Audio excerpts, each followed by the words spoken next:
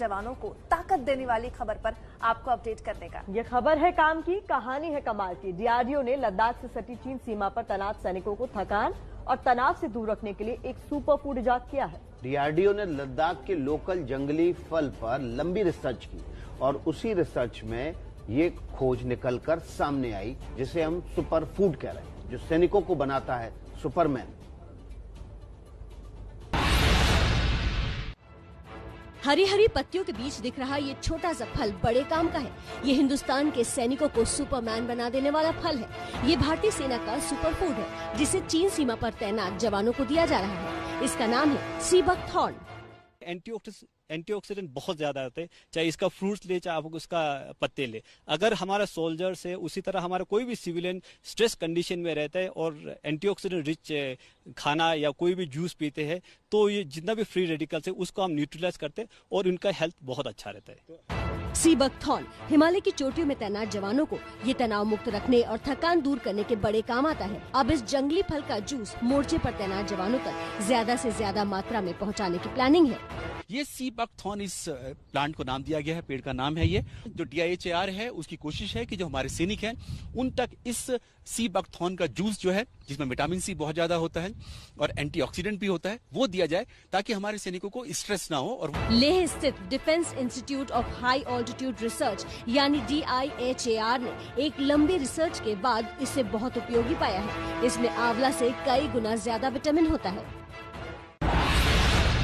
लद्दाख का मोर्चा सबसे कठिन मोर्चों में से एक है क्योंकि ये ठंडा मरुस्थल कहलाता है। ऐसे में वहाँ तैनात जवानों तक ताजा खाना पहुँचाना भी एक बड़ी चुनौती है। लेकिन डीआरडीओ की मदद से जवानों तक न सिर्फ ताजा भोजन पहुँचाया जा रहा है बल्कि वैरायटी का खाना भी तैयार किया जा रहा है। ये सब हो रहा है लेह में और वो भी जैविक खेती के जरिए। इतनी प्रजातियां दूसरी जगह पैदा होती नहीं है जितनी अब यहाँ हो रही हैं। ठंडा रेगिस्तान कहे जाने वाले लद्दाख में जहां पेड़ पौधे तक नहीं होते उसी जमीन पर हरियाली लहला रही है। सब्जियां उगाई जा रही हैं। 50 किलो तक का कद्दू और 14 किलो तक की गोभी पैदा की जा रही है। ये सब हो रहा है सीमा पर तैनात भारतीय जवानों के लिए और इसके पीछे है DRDO।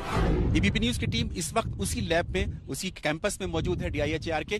देखेंगे चारों तरफ पूरा रेगिस्तान है, यहाँ पर कोल्ड डेजर्ट यहाँ पर है और कोई पौधा नहीं होता, लेकिन यहाँ इस कैंपस में पूरी ग्रीनरी यहाँ पर दिखाई देती है। यहाँ पर पेड़ भी हैं, पौधे भी हैं, सब्जियां भी हो रही हैं, हर तरह की सब्जी, कोई भी सब्जी लें वो यहाँ पर मौजूद है।